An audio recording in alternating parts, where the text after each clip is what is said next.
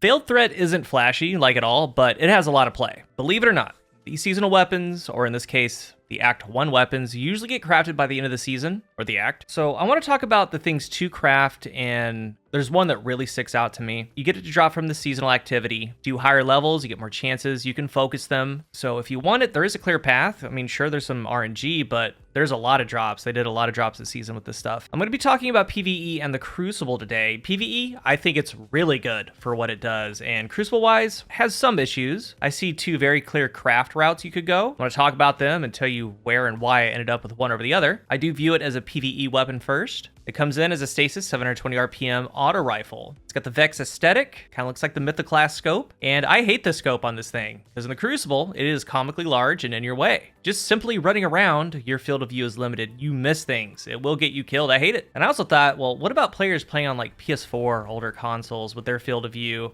And it makes me want to vomit. I feel for you all. And on top of that, the scope itself, while you're aiming down sights, it's also restrictive. It makes you miss things there too, just completely ghosting areas of your vision. More on that later. We have an awesome origin trait, and this trait really makes this weapon in particular. Radiolaria Transposer. Final blows cause targets to explode into a pool of radiolarian fluid. We have some help from the artifact, Logic Reductor. Weapons with this trait deal increased damage to Vex. That's good.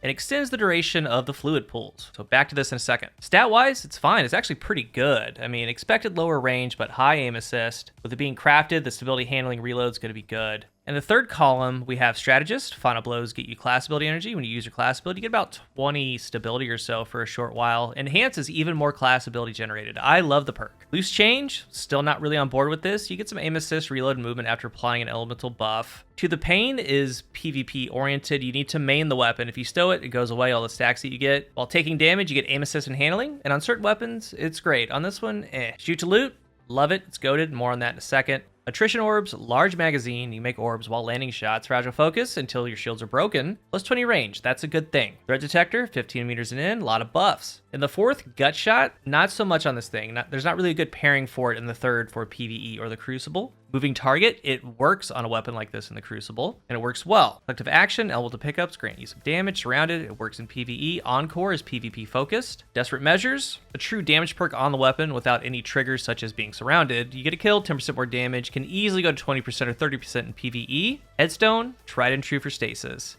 I first want to talk about PvE, what I crafted, why I crafted it that way, but there are some things to check out, like Strategist Headstone. If you're using a heavy class ability build, like this example's Stag, it doesn't have to be though. Anytime you want your class ability fast, just in general. The combination of weapon kills getting class ability energy from the weapon itself, when you create a crystal and shatter it, all of the shatter kills grab you class ability energy. And then we have a third way, the Radiolaria Fluid. So at any given time, you're just mowing through ads. The kills from the weapon are getting you class ability energy. The shatter kills from all the stasis crystals from Headstone, shatter energy. Every third kill, there's that pull on the ground. When that downs an enemy, burns them out. That's also class ability energy. And that results in a fast cooldown. And it could be something like Hazardous Propulsion for Titan. It allows you to get back your class ability fast, so you can get off your Exodus rockets as soon as possible. There are class ability builds in this game, and something like this weapon works for them. Works very well. So it's there for you to use and try out. And also, and on the artifact, Logic Reductor, it makes it deal more damage to Vex, increase the duration of the fluid pools.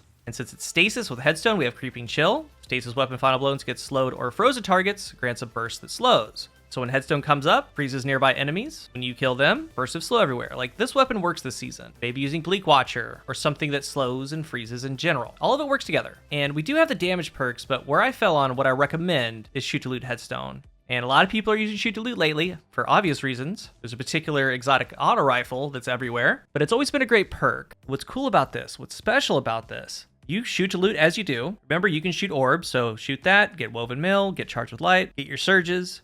If you shoot a brick, it reloads all of your weapons and you get the ammo from it. And one of the first things I wanted to check on this thing and these weapons was how Shoot to Loot works with them. And it works how I expected it to. Just like Kinetic Tremors. As you're sitting there shooting and slaying ads on that third kill, the rapid kill, you get that Radiolaria pool. That pool picks up bricks. So say you get a final blow, and it's the one where they explode and the fluid comes out, the pool comes out, it'll swipe a brick immediately. It'll immediately grab it. And when the pull's on the ground, maybe an enemy runs over it, burns out, they had a brick, it's going to pick it up. By itself, it's surprisingly good. But again, adding in the artifact stating, dealing more damage to Vex, the pull lasts longer, it's more uptime, it's more procs, it's a lot better. So as you're ad clearing, as you do, you're getting charged with light, getting all those things, your weapon's refilling. I mean, this is how I have it set up. It's 65 round magazine, is bypassing reloads, grabbing ammo for my other weapons, like a rocket sidearm and my heavy. And with it being stasis, it does work with prismatic, those things. Obviously something like Shadebinder, Renewal Hunter, those are all good. But stasis capabilities, shoot to loot, with how it's just giving it to you, I find a lot of value in. It's something I recommend. It's where I would kind of push you if you don't know where to go. We all have different types of builds for different energy types in this game, and for Stasis, this is one of the cooler ones. And as I go to the Crucible here, like if you have Enhanced Shoot to Loot, Enhanced Headstone, their traits are one gives you more range, another gives you more stability. So in the end, I have mine set up with a Ranged Masterwork, a Corkscrew Appended, Backup Mag, so that's 65 rounds, Enhanced Perks, goes to 47 range, 64 stability. It feels nice, it's excellent. And I've worked through all the perks, like this is my overall recommendation. Kind of unique, and it does everything that you needed to do for Stasis. Now, recoil direction matters more in the Crucible, and even with deterministic recoil, it follows what we have known, and that's good. The base 45 is vertical. It's jumpy, but it's vertical. When you add an arrowhead on top, it's a little tighter, but it's still on the midline. Basically, stay on curve. Have it ended 5, as we've always known. Do not add a counterbalance mod on it. If you do that, go from 75 to 90 with, let's say, arrowhead, or to 60 from base. If you do that, it will trail. It will be worse. So keep it at base, use a recoil barrel, or grab arrowhead. That's all. For the Crucible, I tried damage perks, I tried different things. It didn't really perform well. I mean, it was okay. But I saw 2 roles that had the most potential. That's counting the stats that it has, what kind of weapon it is, what it does. It was either an A, hybrid SMG auto rifle, or B, a comically long range 720. So for this hybrid SMG auto rifle, one I was really excited about trying, something like this, the small bore range masterwork accurized threat detector moving target. 720s like this are great because they end up in a range space. This one has a fall off of 28 meters. It's outside of SMG space. It's right up to the start of mid range. It's like a mid to short. But with threat detector and how this thing's set up with moving target, 15 meters and in, you get stability handling and reload buffs. So it goes to 74 stability, 67 handling, 64 reload. Threat 2, which does happen, is 99 stability, 100 handling, 100 reload. Very cool roll, because when you're in that space, you're going to have those buffs, pinpoint laser stability, you're going to have the aim assist for moving target, the strafe speed for moving target, but ideally you pair something like this with a sniper, and we've seen this in the past with Drang Sniper and SMG Sniper. You need that range. You need the sniper to close the gap a lot of the time, and the hybrid AR is in between as you're moving up. But the issue with this right now is the box system. You use that sniper, the one shot is gone. It's very hard to advance, because there's messengers and red deaths and Kvastovs everywhere. And with how you want to use this auto rifle, how you set it up this way, it's negated now. When there's an ammo meter, yes, it is awesome. The old sandbox, yes, but the boxes crush something like this. Something I wouldn't recommend, because even though it does well, again, it's used like an SMG. It's going to kind of feel like an SMG with how the perks are. Laser stability, handling, reload, moving target for the aim assist, the faster strafe. And when you could do that with a 720, like this one can, it's a cool weapon, but you do need something like that sniper to move and advance, and it just isn't there.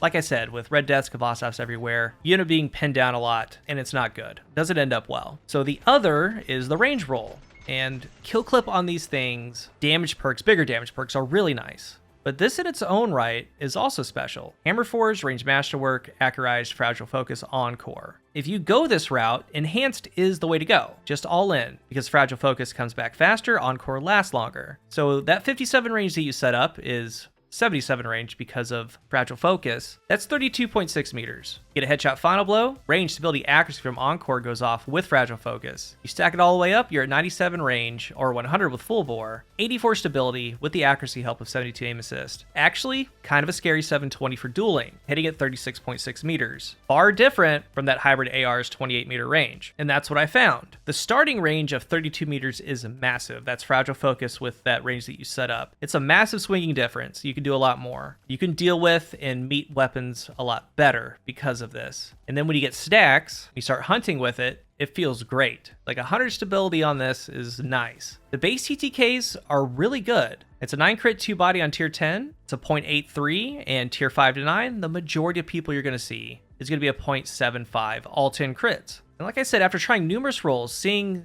these two, it made the most sense. This hybrid SMG to play with a snipe, or again, a comically surprisingly long range 720, the range won out. And that's just kind of the world we live in with the Crucible. And with all that, we still have the scope. We're gonna come back to that thing. It's a big hindrance. But when you do get rolling with Encore stacks, Encore is a very powerful perk. It's kind of glossed over and slept on in a lot of ways. It performs. Remember, it's also giving accuracy too for all those follow-up shots. I'm going to vault this long range one. I'm going to keep it. I do like it, even with the downfall of the scope, but I will be keeping and using the PvE role because it does bring something new to Stasis. Even after the artifact's long gone, the fluid pools, they're just flat out nice to have, and since it's grabbing bricks and orbs, even better. That's where I would go. If you're new here, remember to hit the subscribe button, and if you are subscribed, thank you so much for your support. I'm going to be doing the scout rifle next, I believe, and we're going to talk about some roles on that thing too, but this one was all about Veiled Threat. I'd love to hear your thoughts on it. Let's talk about it down below. Thank you for watching, and until the next one, I am CoolGuy.